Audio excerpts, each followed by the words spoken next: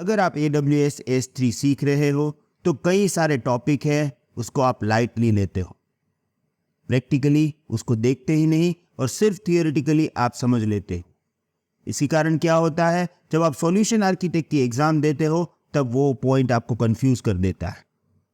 और एग्जाम के अंदर अगर 4 से 5 क्वेश्चन ऐसे कंफ्यूजिंग आ गए तो गई भैंस पानी में। ऐसा ना हो इसीलिए ही हम केयरफुली सभी वीडियोस के अंदर एक एक point theoretical and practical add कर रहे हैं। इसी पार्ट में आज का हमारा वीडियो है S3 ट्रांसफर एक्सेलरेशन। थियोरिटिकल भी देखेंगे और प्रैक्टिकली भी देखेंगे। So let's start.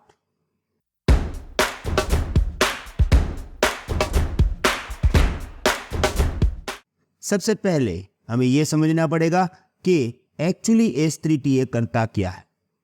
So here I have introduction of S3TA।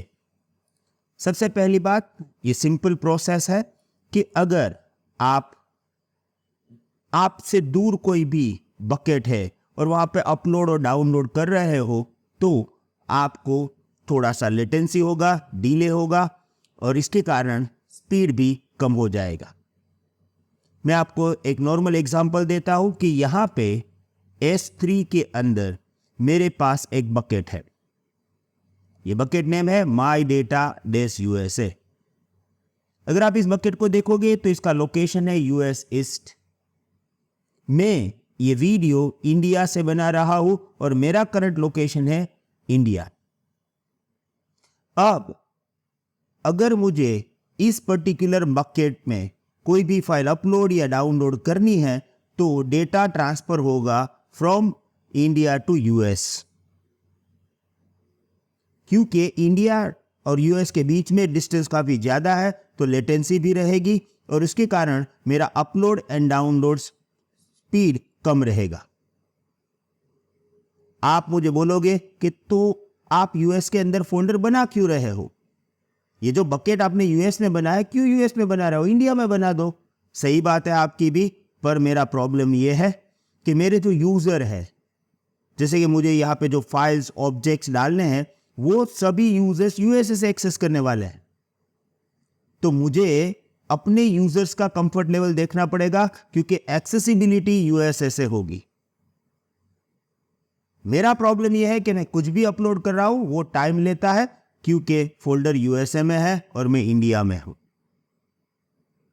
तो ये प्रॉब्लम सॉल्व करेगा कौन? S3TA। कैसे सॉल्व करेगा उसके बारे में भी हम बात करेंगे, पर मेन यूज केस ये है कि लॉन्ग डिस्टेंस फाइल अगर आप ट्रांसफर करते हो एक रीजन से दूसरे रीजन में तो S3TA से आप उसकी स्पीड इंक्रीज कर सकते हो। कैसे? S3 help you to transfer files faster and consistently by using advanced routing and global network and it's simple to set up। Setup बहुत ही सिंपल है, प्रैक्टिकली हम देखेंगे, पर वो एडवांस राउटिंग यूज करेगा और ग्लोबल नेटवर्क यूज करेगा to increase my upload and download speed.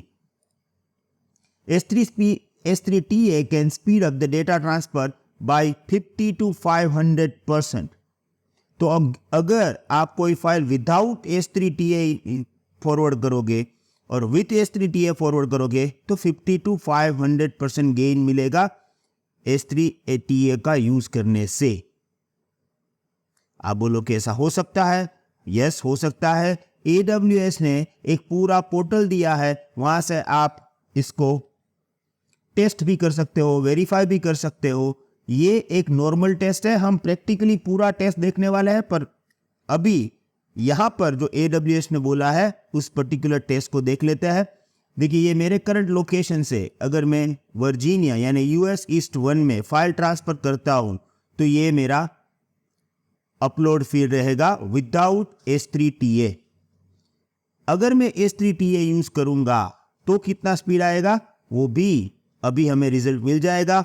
So let's wait.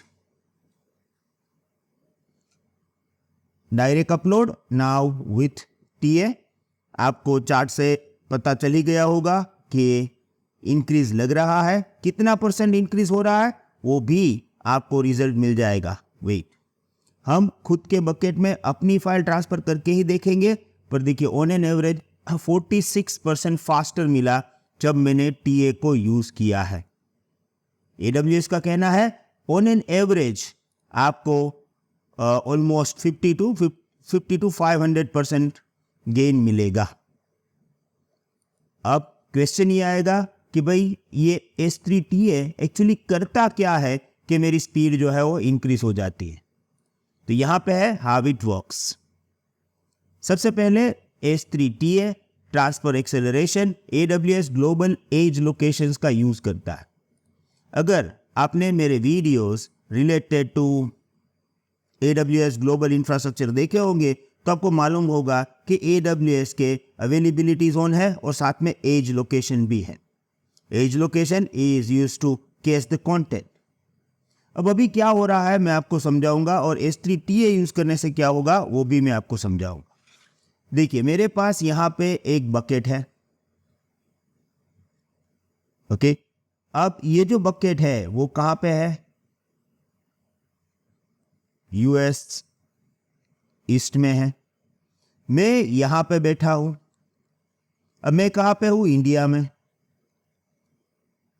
अब इस पर्टिकुलर बकेट में मैं कोई भी फाइल ट्रांसफर करूंगा यूजिंग डायरेक्ट फाइल ट्रांसफर, मेरा डेटा जो है वो 17,000 किलोमीटर पास करके over the internet US east में जाएगा। क्योंकि डिस्टेंस बहुत ज़्यादा है, डिले होगा और यही प्रोसेस होता है जब आप डायरेक्ट ट्रांसफर करते हो विदाउट S3TA। पर जब आप S3TA के थ्रू ट्रांसफर करते हो तब क्या होता है? तब क्या होगा? AWS के एज लोकेशन है, तो मान लीजिए कि ये एक एज लोकेशन है AWS का, कहां पे? इंडिया में। ये मान के चलिए कि ये जो एज लोकेशन है वो मेरे से 400 किलोमीटर दूर है, ओके। तो अगर मैं S3TA का यूज करूंगा तो मेरा डेटा है वो पहले जाएगा यहां पे। ये क्या है? Edge location. और एज लोकेशन कहां पे है? इंडिया में है। तो लेट्स से दैट 400 किलोमीटर जो है वहां पे डेटा चला जाएगा। अब यहां पे मेरा डेटा जो है वो कॉपी हो जाएगा और मेरा काम जो है वो खत्म हो जाएगा, ओके। अब यहां से AWS अपना ग्लोबल नेटवर्क यूज करेगा, अपने बैकबोन केबल्स वगैरह यूज करेंगे और इफिशिएंट राउटिंग के थ्रू ये डेटा जो है उसको USA पे ट्रांसफर कर देगा। पर यहां पे वो ग्लोबल बैकबोन अपना खुद का नेटवर्क यूज करेगा जिससे स्पीड अप प्रोसेस हो जाएगी। और मुझे ये ट्रांसफर की राह नहीं देखनी है क्योंकि जैसे ही मेरा डेटा जो है वो एज लोकेशन में कॉपी हो गया है, मेरा काम खत्म हो गया। तो ये मेन प्रोसेस होती है जब आप ग्लोबल एक्सेलरेशन यूज करते हो। ग्लोबल एज लोकेशन का तो यूज कर ही रहा है। It reduce the delay by using AWS fast and efficient network path, जो मैंने आपको यहां पे बताया, from edge location to the US east. इसके साथ आपको कंसिस्टेंट स्पीड भी मिलेगी। It minimize the issue like internet congestion and varying speed, because यहां पे AWS ग्लोबल नेटवर्क का यूज होता है। यस ऑफ कोर्स आपको यहां पे डेटा ट्रांसफर चार्जेस पे करने पड़ेंगे, पर आपका काम बहुत ही जल्दी होगा। अब आप बोलोगे कि भाई ये तो सही है, पर प्रैक्टिकली आप दिखाओगे तो ही हमें समझ में आएगा। तो let's go with the live demo now. ये कॉन्सेप्ट मैं हमें क्या करूंगा? सबसे पहले डायरेक्ट ट्रांसफर करूंगा। टाइमर से हम टाइम नोट कर लेंगे कि कितना टाइम लगता है और सेम फाइल मैं TA से ट्रांसफर करूंगा, ओके। अब ये सब कुछ करने के लिए हमें यहां पे यूज करना पड़ेगा AWS CLI। आप बोलोगे AWS CLI क्यों? क्योंकि जब आप AWS कंसोल से फाइल को अपलोड करते हो तो AWS console actually normal file transfer ही कर रहा है, वो S3TA का यूज नहीं करेगा। आपको अगर TA का यूज करना है तो फिर कमांड लाइन चाहिए। इसीलिए हम यूज करे बिना और करने के बाद कमांड लाइन ही यूज करेंगे तो हमें एग्जैक्ट रिजल्ट मिल जाएगा, ओके। तो अभी मैं क्या करूंगा? मैं कमांड प्रॉम्प्ट ओपन कर रहा हूं अपने कंप्यूटर में। सबसे पहले मुझे AWS कंसोल में लॉगिन करना पड़ेगा, तो कमांड है AWS कॉन्फ़िगर। अब देखिए यहाँ पे आपको एक्सेस की एंड सीक्रेट की डालना पड़ेगा, क्योंकि ऑलरेडी मैंने डाल रखा है, मैं एंटर लगा रहा हूं। अगर आपको यहाँ पे कोई की नहीं आ रही है तो आपको अपनी की डालनी पड़ेगी। आपको की कैसे मिलेगी? क्लाउडफॉक्स हब जो आपके अकाउंट का नाम है, वहां पे सिक्योरिटी क्रेडेंशियल्स में जाइएगा और देखिए यहाँ पे से आपको की जनरेट करनी पड़ेगी। ओके, मैंने ऑलरेडी कर लिया है तो उसी डिफॉल्ट की से मैं यूज कर रहा हूं। यहाँ पे default region name AP south 1, अगर आपको लिखा हुआ नहीं आ रहा है तो आप लिख दो यहाँ पे AP साउथ 1। ओके, मेरा तो डिफॉल्ट है तो बस मैंने एंटर लगा दिया। अब मैं AWS CLI में लॉगिन हूं। अब अगर मुझे मेरे नंबर ऑफ बकेट्स देखने हैं तो मैं कमांड दूंगा AWS S3 LS।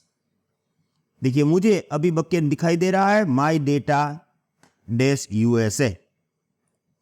अब यहां पे है ना, मैंने एक डाउनलोड फोल्डर में, मेरे कंप्यूटर में डाउनलोड फोल्डर में एक टेस्ट फाइल करके फोल्डर बनाया है और इसके अंदर मैंने एक फाइल रखा है। देखो ये एक फाइल है, ऑलमोस्ट 240 MB का फाइल है और इसका नाम रखा है usfile.mp4। हम क्या करेंगे, इस पर्टिकुलर फाइल को कॉपी करेंगे from AWS S3 from my computer to AWS S3। याद रखिएगा मेरा बकेट USA में है। दूसरी बात, अभी हमने ट्रांसफर एक्सेलरेशन ऑन किया ही नहीं है, हम तो नॉर्मल प्रोसेस पे जा रहे हैं। तो पहले नॉर्मल, उसके बाद ट्रांसफर एक्सेलरेशन को ऑन करके देखेंगे, डिफरेंस देखेंगे। तो सबसे पहले मैं कमांड दूंगा AWS S3 CP। कौन सी फाइल कॉपी करनी है? usefile_mp4। कहां पे कॉपी करनी है? S3:// बकेट का नाम होगा, बकेट का नाम है मेरे पास, हमने अभी देखा था, माई डेटा USA। ओके, तो बस ये हो गया। फाइल का नाम अगर आपको ऐसे ही रखना है तो आप रख सकते हो कि डेस्टिनेशन में वही नाम होगा। अब मैं क्या करता हूं, साथ में टाइमर लगा दे रहा हूं। तो देखिए मैं क्या करूंगा, यहां पे मैंने कर दिया एंटर और टाइमर को कर दिया चालू। राइट, अब ये फाइल को कॉपी कर रहा है। हमें सिर्फ टाइम नोट करना है कि कितना टाइम लग रहा है। अभी हम जो टाइम नोट कर रहे हैं वो विदाउट ट्रांसफर एक्सेलरेशन है। ओके, तो अभी 214 MB में से 32 MB कॉपी हो चुका है। It will take some time to complete all this, so wait. Sorry to interrupt you, I know that video बहुत ही इंटरेस्टिंग है, पर अगर आप ये 100 डेज चैलेंज के सभी वीडियोस पूरे देखना चाहते हो तो हम आपको 2 ऑप्शंस दे रहे हैं। ऑप्शन नंबर 1, हमारी वेबसाइट www.cloudfoxhub पे चाहिए। वहां पे आपको एक 100 डेज यूट्यूब चैलेंज कोर्स मिलेगा, उसको सब्सक्राइब करिए। हमारा प्राइस बहुत ही कम है, जस्ट 499 रुपीज। ये जो भी वीडियोस हम यहाँ पे YouTube पे डालते हैं वही फुल वीडियो आपको इस पर्टिकुलर कोर्स में मिलेगा। 240 वीडियोस टोटल मिलेंगे। दूसरा, एक बहुत ही अच्छा ऑप्शन है जो हम आपको YouTube के थ्रू देंगे। Now you can join our YouTube Elite membership program as well. ये मेंबर बनने के लिए आप हमारी YouTube चैनल क्लाउडफॉक्स हिंदी पे जाइए। वहां पे एग्जैक्टली सब्सक्राइबर बटन के बाजू में आपको एक ज्वाइन बटन मिलेगा, वहां पे ज्वाइन करिए। आपको मंथली सिर्फ और सिर्फ 89 रुपीज पे करना है और ये सभी वीडियोस आपको फुल तो वहां पे मिलेंगे ही, अप टू 240, और कई सारे कोर्सेज जो हम फ्यूचर में डालने वाले हैं वो सब आपको मिलेंगे सिर्फ 89 rupees per month. I hope you will join this. Thank you very much. Goodbye.